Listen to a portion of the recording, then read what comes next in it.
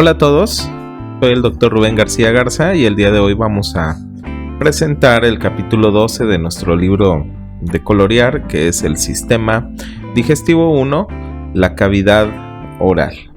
Posteriormente estaremos viendo el Sistema Digestivo 2, que es el tubo digestivo, y el 3, que son las glándulas anexas al tubo digestivo. En cuanto a la cavidad oral, nosotros vamos a estudiar algunas estructuras en este capítulo. En principio la lengua, posteriormente el labio y para finalizar el diente. Iniciando con la lengua, en el caso de la lengua tenemos que está recubierta por unas papilas que se clasifican de acuerdo a su forma. Y las vamos a nombrar de la siguiente manera. Unas serían las papilas filiformes. Las papilas filiformes son como una forma puntiaguda, son como un pequeño pico, y que son las más abundantes y están distribuidas en toda la lengua. Serían las papilas filiformes.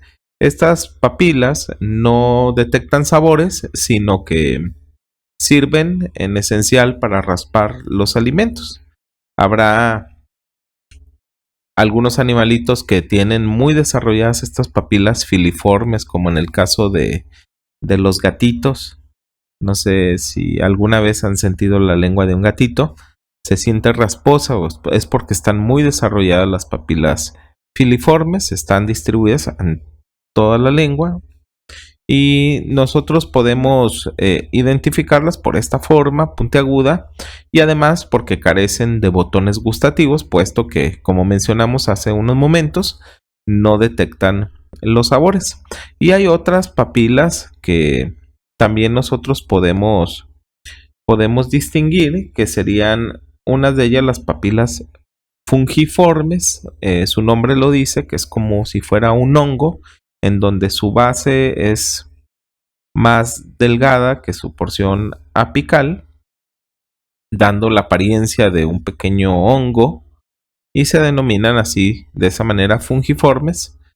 Son evaginaciones, es decir, se proyectan desde el epitelio, se proyectan hacia la luz, no tienen un recubrimiento periférico y pues están distribuidas también a todo lo largo de la lengua. Son más escasas que las filiformes y estas sí detectan sabores, puesto que tienen botones gustativos que los vamos a encontrar en la porción apical de este honguito, de la parte fungiforme. También tenemos otras que son las circunvaladas, o que también se llaman caliciformes. Estas varían en su número, pero son de 8 a 12, aquí las podemos ver estas, y forman una estructura que se llama la V lingual, a diferencia de las otras que están distribuidas en diferentes áreas de la lengua. En este caso, esta V invertida, esta V lingual, está entre los 2 tercios anteriores y el tercio posterior de la lengua y corresponden a estas papilas caliciformes. Estos son como unos pequeños botoncitos. Caliciforme significa en forma de copa, o circunvalada, que están rodeadas por esta estructura. Cuando la vemos al microscopio, nosotros podemos ver que da una apariencia de invaginación, es decir, que se mete hacia el epitelio, porque está recubierta por estas dos porciones que le dan vuelta, ¿no? Por eso se llaman circunvaladas. Y tiene botones gustativos también, pero a diferencia de la fungiforme, que tiene los botones gustativos en la parte apical, la caliciforme o circunvalada los tiene en los bordes laterales, y además podemos verla que está asociada a una glándula. Son acinos de diferentes tipos. Bueno, estos acinos van a secretar un líquido que va a ayudar a limpiar esta parte de restos de alimentos, moléculas que se queden por ahí, para dejar listos los botones gustativos para otros agentes que vayan a expresarse o traducirse como un sabor en la lengua, y estas son las de von Ebner. Ahora, El resto, si vemos nosotros, esto sería un recubrimiento epitelial. Y posteriormente tendríamos tejido conectivo en la parte inferior, vasos sanguíneos, y continuaríamos con las diferentes capas de músculos que corresponden a la lengua. Obvio que la lengua es un órgano muy muscular y vamos a ver mucho músculo estriado en esa región.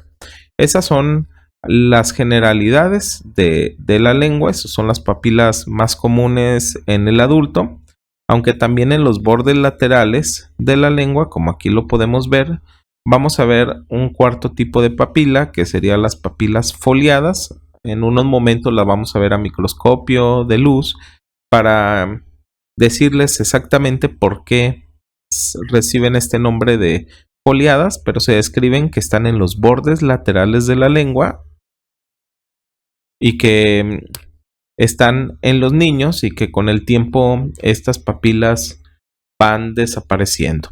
Entonces tenemos a las papilas filiformes en todo lo largo de la lengua, en toda la lengua, las papilas fungiformes como pequeños puntitos que están dispersos en toda la lengua.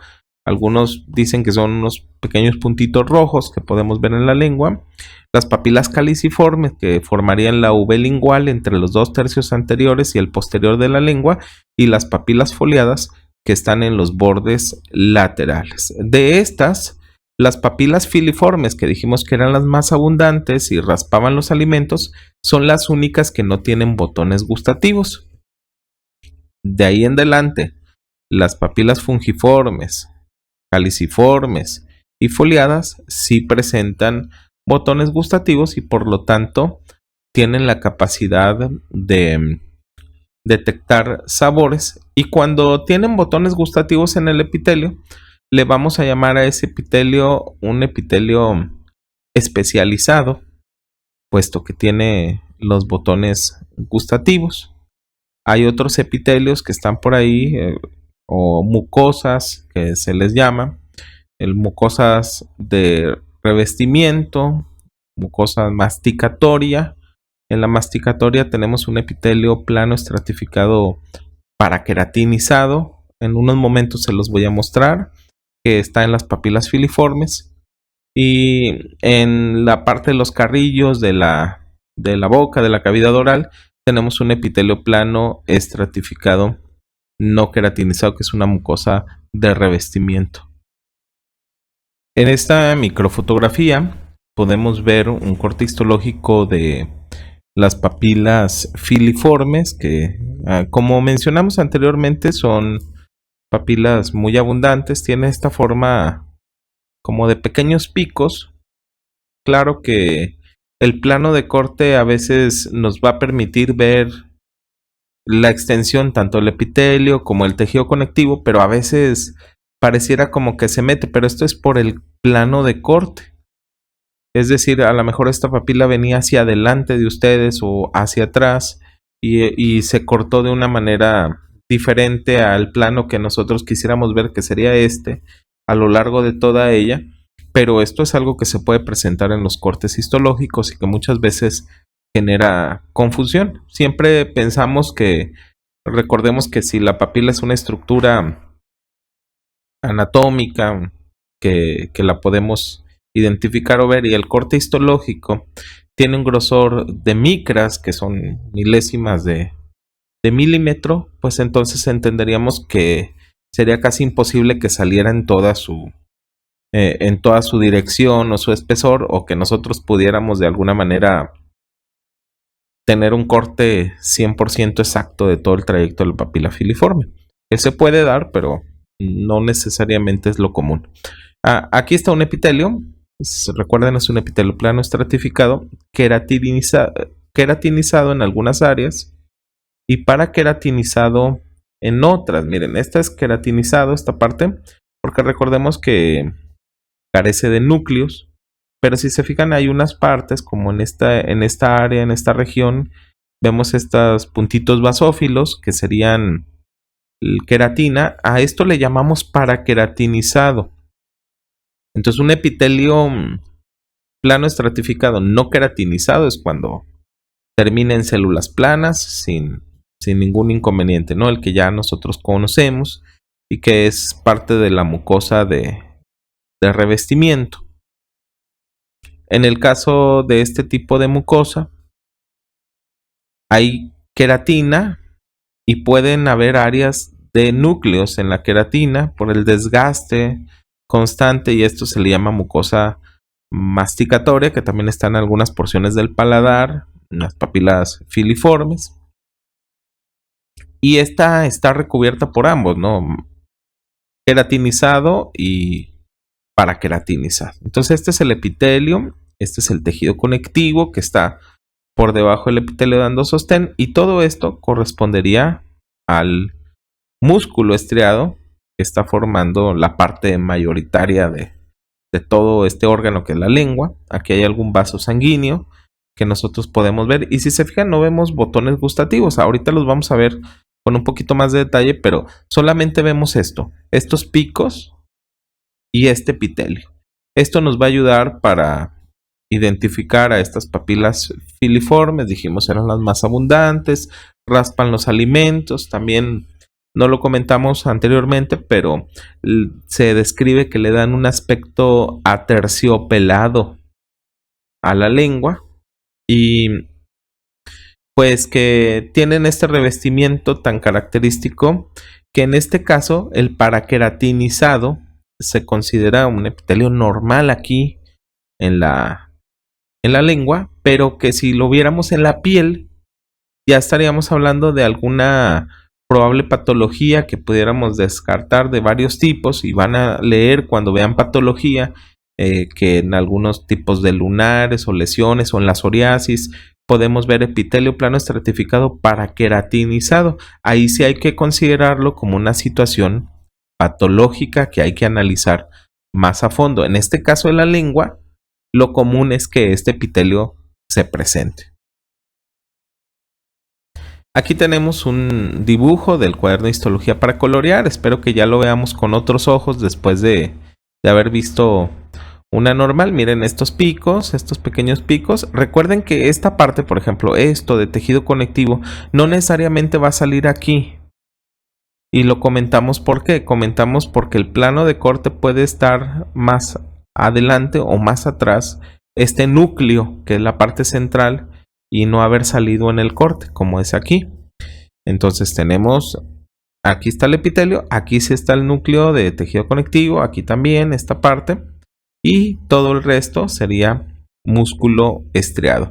Aquí vemos algunas pequeñas fibras de la queratina que a veces se desprende, y en la parte superior, que sería esta queratina, en algunos casos podemos ver estos puntilleos que corresponden a los núcleos del epitelio paraqueratinizado, y en algunos no. Miren, en esta parte no vemos esos núcleos o esos puntos. Podríamos considerarlo como queratinizado, y donde sí lo vemos como paraqueratinizado, que están alternando en este tipo de papilas filiformes.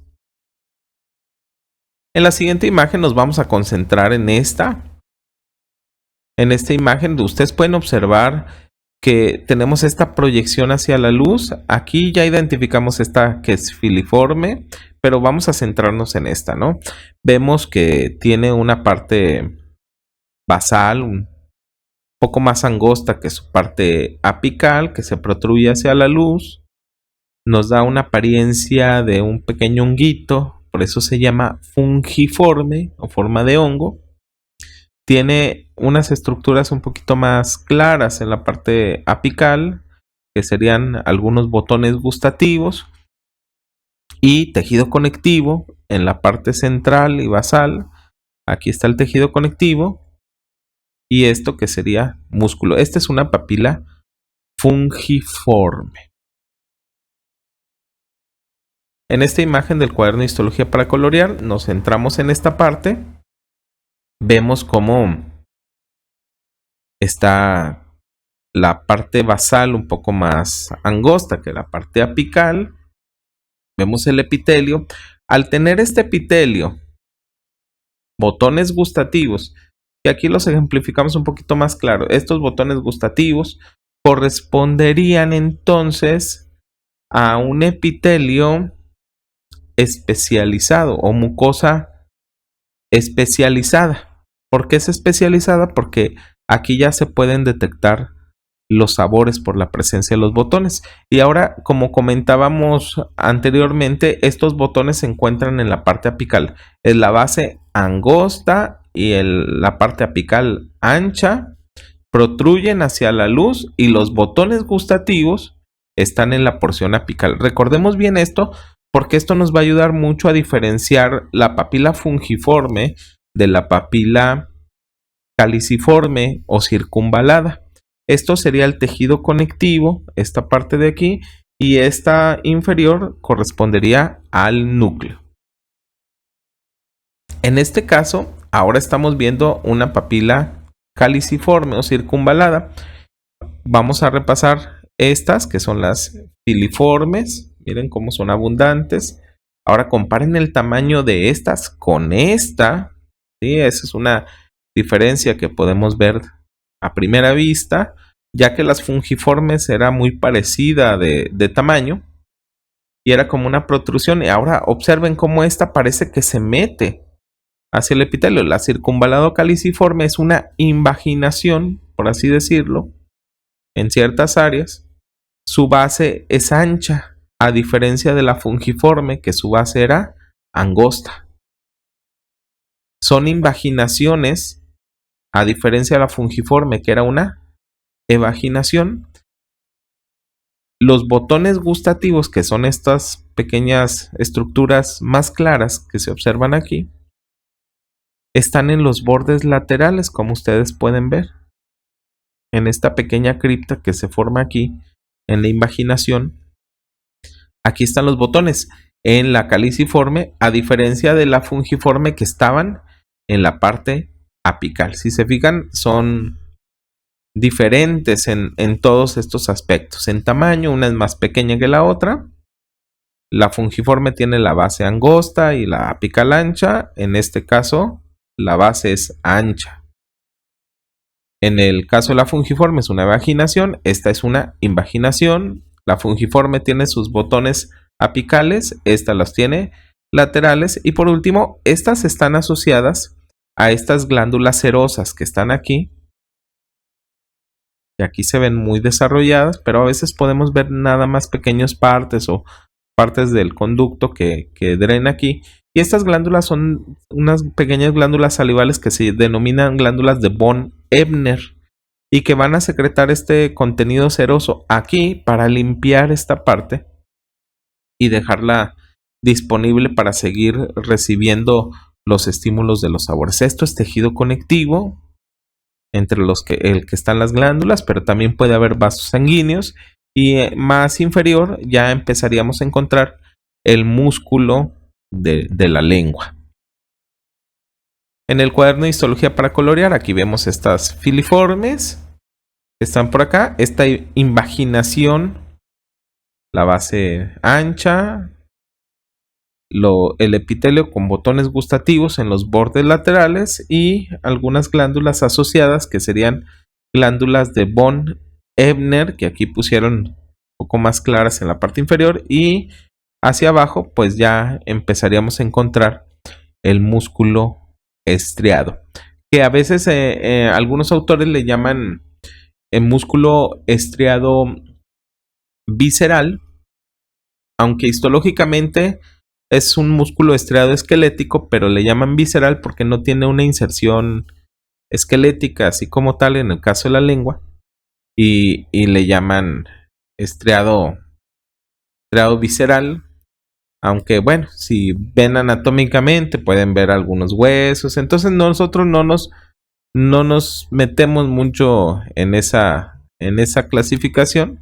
Histológicamente es un músculo estriado esquelético. Histológicamente, porque histológicamente solamente conocemos el estriado esquelético, el estriado cardíaco y el músculo liso. Y de esos tres, histológicamente, pues el músculo que vamos a encontrar en la lengua es un músculo estriado esquelético. También así le denominan a veces al esófago, el tercio superior, estriado visceral, pero como les comentaba, no nos metemos en esa controversia ni es motivo de de, de este capítulo. Solamente quería hacer el comentario por si llegan a escuchar ese término, pues no se confundan, sino que sepan que histológicamente, pues cuando le llaman estriado visceral, histológicamente sigue siendo un músculo estriado esquelético.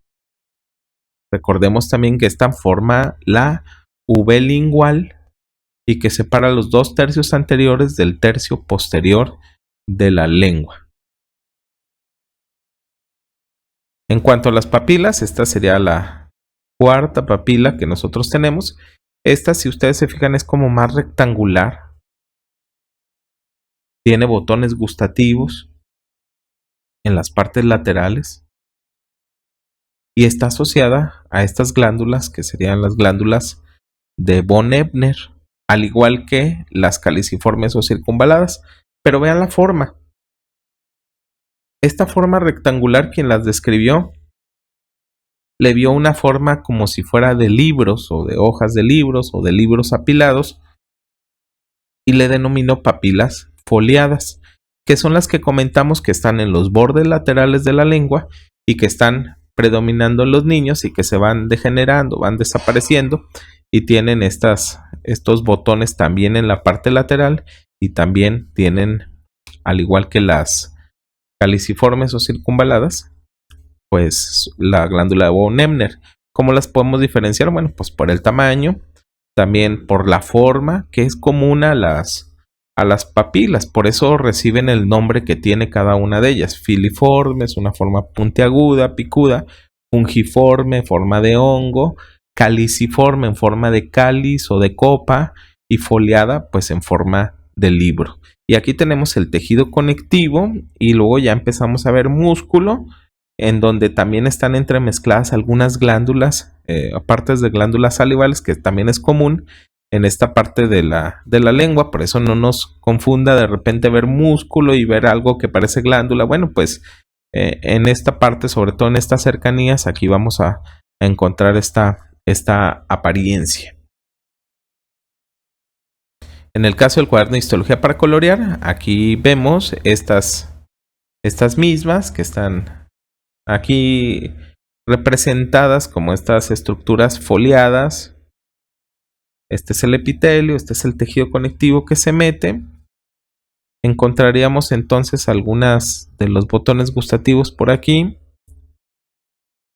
en las partes laterales, como este o este, y tejido conectivo, algunas estructuras vasculares, también glándulas que están por aquí asociadas. Y miren como lo que yo les comentaba, esto sería músculo y esto serían glándulas, porciones de glándulas que están asociadas a ese músculo que comentamos, que a veces nos llama la atención o nos puede confundir un poco, pero es algo que normalmente se va a dar. Este es el botón gustativo. El botón gustativo está en el epitelio y le confiere esa característica de mucosa especializada al epitelio, porque aquí es en donde se va a detectar por medio del poro gustativo, en donde entran las moléculas, sustancias que generan los sabores y se van a detectar aquí, van a entrar por aquí. Y hay diferentes tipos de células, algunas células de sostén, pero también células sensoriales que se asocian a estructuras nerviosas y que posteriormente se van a traducir como un sabor. Este es un acercamiento de esos botones. Recordemos que decíamos que eran estas unas pequeñas estructuras ovaladas claras.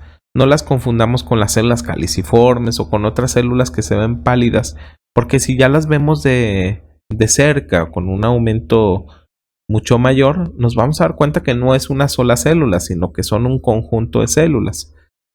Yo muchas veces lo comparo como si fuera una mandarina, una naranja que no tiene su cáscara y que vemos todos los gajitos de dicha fruta, y cada gajito sería una célula que está formando alrededor este botón gustativo, y que en la parte superior pues tiene esta entrada que sería el botón gustativo, y en la parte contralateral asociado un nervio que va a interpretar lo que las estructuras químicas estimulen y cómo se va a traducir pues en un sabor. El siguiente corte es del labio. En el labio nosotros vamos a tener 3 porciones en general: una porción externa, una porción interna y una porción intermedia del bermellón, que sería ya el labio, por así decirlo, la parte roja del labio.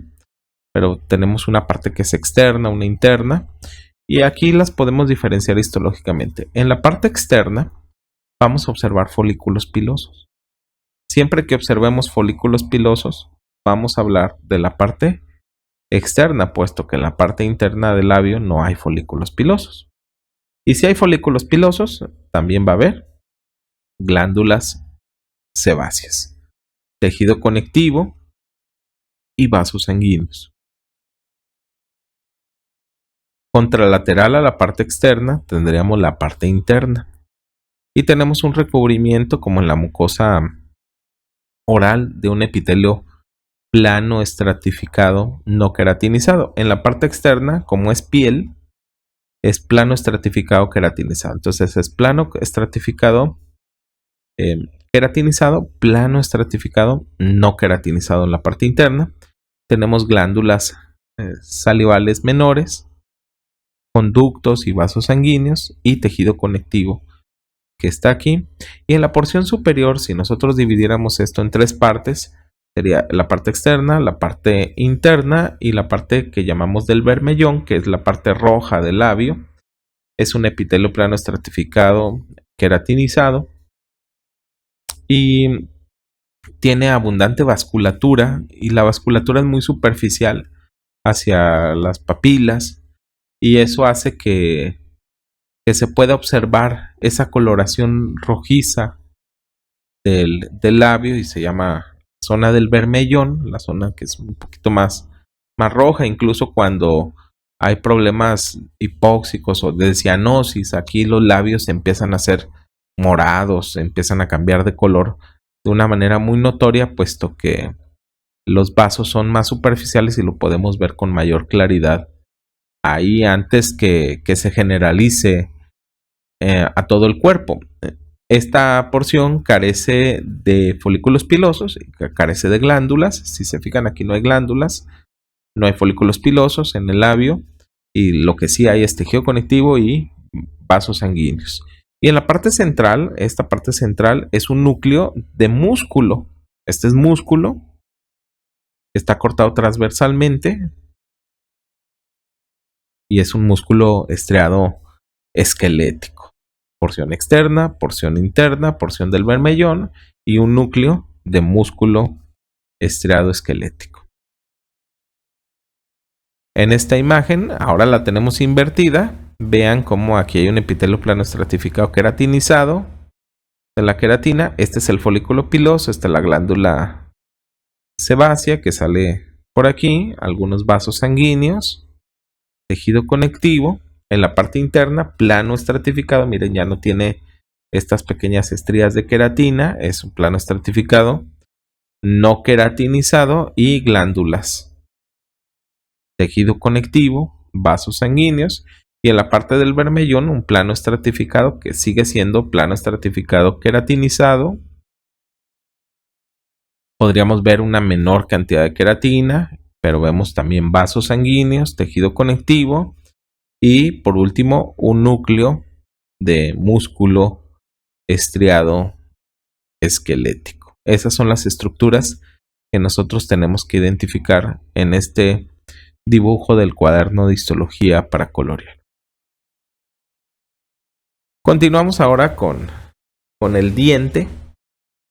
En el caso del diente, nosotros vamos a ver que tiene diversas partes, que sería una corona clínica, la corona anatómica y una parte de la raíz. Entonces, la parte que sobresale sería la corona, Y la parte interna que está en el alvéolo dentario sería la raíz.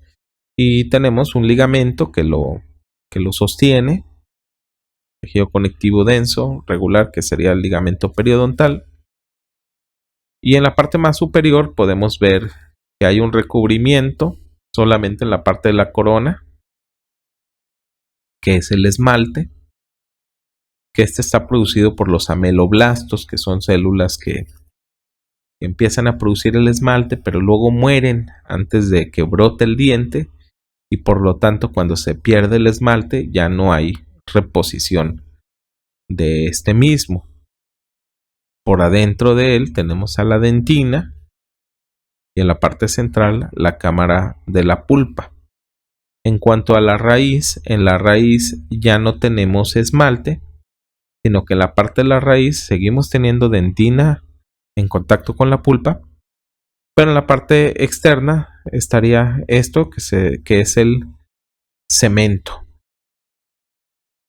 Y tenemos entonces las células que producen el esmalte, que serían los ameloblastos, las que producen la dentina, que son los odontoblastos, y las que producen el cemento, que son los cementoblastos.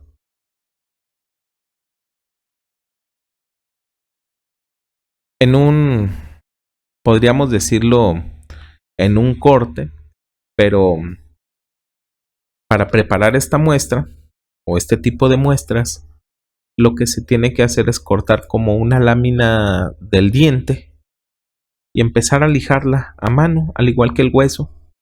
Se lija a mano hasta que tenemos una lámina tan delgadita, puede ser menor o similar a 1 milímetro, en donde puede atravesar la luz para poder verla al microscopio. Es un trabajo laborioso por hacer, es muy frágil al final de cuentas, pero muy duro al inicio. Y nosotros ya teniendo esta laminita tan delgadita, pues podemos identificar las estructuras al microscopio de lo que corresponde al diente. Hay otra técnica, al igual que en el hueso, que es la descalcificación, en donde le quitamos el componente, la hidroxiapatita de calcio, por medio de algunos ácidos, y vemos ahora la matriz orgánica. En este caso estamos viendo la matriz inorgánica de lo que es el diente. Y aquí en la parte más externa, esto sería el esmalte. En el caso del esmalte ya comentamos que está formado por los ameloblastos. Tiene un contenido de alrededor del 90% de hidroxiapatita de calcio, lo que lo hace la sustancia más dura del cuerpo, que también tiene estas líneas de áreas calcificadas y descalcificadas y que nos da esta apariencia de líneas. Estas líneas se denominan estrías de Retzius, las que encontramos aquí. Estas líneas les llamaríamos estrías de Retzius. Inferior a este, obviamente estamos viendo la corona, porque ya habíamos comentado que cuando vemos esmalte, estamos viendo la corona y en la parte inferior tendríamos que ver el cemento hacia la raíz, pero aquí estamos enfocándonos en el esmalte. Y luego tenemos la dentina, que la dentina es la segunda estructura más fuerte del cuerpo humano, seguido del esmalte. Entonces en la primera, la segunda este es un 90% de hidroxiapatita cálcica, y este caso sería un 70% de hidroxiapatita de calcio. En el caso de la dentina también tenemos unas líneas, pero ahora estas se llaman líneas de Owen, que son similares o son como análogos de áreas calcificadas o menos calcificadas, y así sucesivamente formando estas líneas. Entonces, estrías de Retzius, aquí líneas de Owen, 90% de hidroxiapatita de calcio, 70% de hidroxiapatita de calcio, ameloblastos, odontoblastos. Y luego tenemos la cámara de la pulpa, que aquí pues habría vasos, nervios. Hay un plexo nervioso que se llama el plexo de Raschkow, que es el que le da esa sensibilidad al diente y que, bueno, podríamos ver también acá, aunque en esta imagen no se alcanza a apreciar, pero sabemos que por aquí estaría el cemento, que ya dijimos que lo forman los cementoblastos y que está formado por un aproximado del 50% de hidroxiapatita de calcio. 90, 70 y 50 el cemento. Aquí vemos otra imagen. Esto entonces sería el esmalte. Aquí vemos las estrías de Retzius. Y aquí serían las líneas de Owen. Esmalte, dentina. Hacia acá, que no se alcanza a ver en esta imagen, pero sería la cámara de la pulpa. Y bueno, aquí lo que les comentaba, por desgaste, ¿no? Esto quiere decir que se hizo de manera manual. Este es un dibujo del cuaderno de histología para colorear. Ya vemos un poquito más panorámico todo esto. Esto sería entonces el esmalte. Esta sería la dentina. Y esta sería la cámara de la pulpa. Aquí en el esmalte veríamos las líneas que veamos. Podemos incluso nosotros resaltar las líneas para hacer las estrías de Retzius. En esta parte las líneas de Owen. Aquí la cámara de la pulpa. Esta es la dentina. Y hacia acá, en esta partecita de aquí, por aquí, estaría el cemento. Y bueno, pues hemos llegado al final del capítulo 12, correspondiente al sistema digestivo, parte 1, que es la cavidad oral, en donde analizamos la lengua, el labio y el diente. Esperamos que haya sido claro en la descripción histológica y que les sirva para sus clases de histología, para que ustedes puedan también participar en ellas e identificar con una mayor claridad cada una de las estructuras. Y bueno, para saber si hemos cumplido el objetivo, vamos a ver las preguntas de repaso. La dinámica es la que hemos estado llevando a lo largo de los capítulos, en donde yo leo la pregunta, espero algunos 5 segundos antes de decir la respuesta. Si usted no está listo con la respuesta, pausea el video antes de que yo la diga y luego, cuando esté listo, le da a continuar para que podamos analizar si usted comprendió lo que se le explicó o no. Esperamos sus comentarios, que se suscriban a nuestro canal. Les agradecemos mucho la respuesta que hemos tenido de diferentes países, de diferentes estados de la República que nos han mandado mensaje y nos han dado retroalimentación, nos han sugerido algunos capítulos que quieren que pongamos y estamos trabajando marchas forzadas para poder completar los 20 capítulos de la colección del cuaderno de histología para colorear y tener todo este material disponible para ustedes y que sean tan amables de recomendarnos con sus compañeros. La pregunta número 1 dice: ¿cuál de las áreas señaladas es sintetizada por los ameloblastos?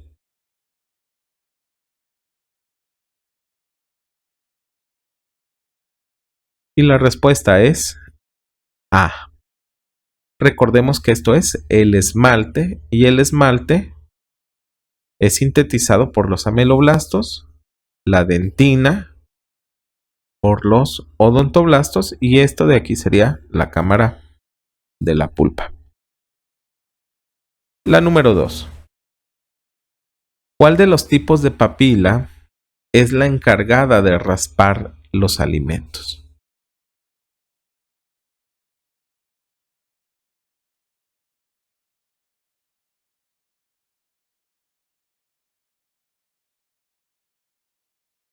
Y la respuesta es la letra D, la papila filiforme. Recordemos que esta es la más abundante le da un aspecto aterciopelado. A diferencia de las demás, carece de botones gustativos y es la encargada de raspar los alimentos. La pregunta número 3. ¿Qué tipo de papila se caracteriza por ser una evaginación y presentar sus botones gustativos en su región apical?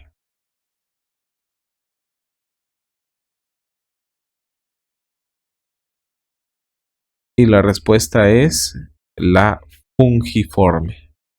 Recordemos que al diferenciarla de la caliciforme, la fungiforme era una evaginación y la caliciforme parecía ser una invaginación. La fungiforme tiene sus botones gustativos en la región apical, la fungiforme, y la caliciforme en los bordes laterales, al igual que la foliada, que también los tiene en los bordes laterales, y la filiforme, como comentamos en la pregunta anterior, carece de botones gustativos. La pregunta número 4. ¿Cuál de los tipos de papilas se localiza en los bordes laterales de la lengua?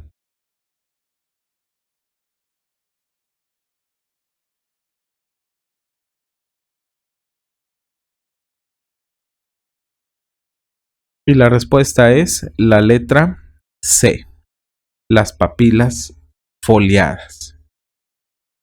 Ahora sí les puedo decir que esta es una imagen de la papila caliciforme o circunvalada, invaginación, base ancha, botones gustativos en los bordes laterales. Esta es fungiforme, base angosta, la porción apical ancha, los botones en la parte apical. La foliada está en los bordes laterales, aunque aquí esto no lo podemos ver, pero sí podemos ver esta forma rectangular que muestran y asemejan a unos libros, y las papilas filiformes por esta forma de pico y ausencia de botones gustativos. La siguiente pregunta dice: ¿cuál de las áreas señaladas corresponde al borde interno del labio? Y la respuesta es la letra A. Recordemos que el borde externo tiene folículos pilosos. Contralateral al externo está el interno, que es la respuesta, que carece de folículos pilosos y que tiene glándulas salivales. En el caso de la B es la zona del bermellón y la D es el núcleo de músculo estriado esquelético. Y bueno, esto ha sido todo en cuanto al capítulo 12 de Digestivo 1. Los invitamos a que nos den like, suscribirse a nuestro canal y que nos recomienden con sus amigos, con sus conocidos, con sus instructorados, si son instructores de histología, con sus profesores, para que puedan ver, y si es de su agrado este material que nosotros estamos produciendo, pues lo ponemos a su disposición para que lo puedan compartir, para que lo puedan comentar, y estamos al pendiente de cualquier pregunta o comentario que surja en cuanto a cada uno de los videos que les estamos ofreciendo. También los invitamos a visitar la página de la Sociedad Mexicana de Histología.com y también ver el Facebook Manual y Cuaderno de Histología. Soy el Dr. Rubén García Garza y me despido deseando que les vaya muy bien en sus exámenes, en sus clases y en sus prácticas de laboratorio. Saludos.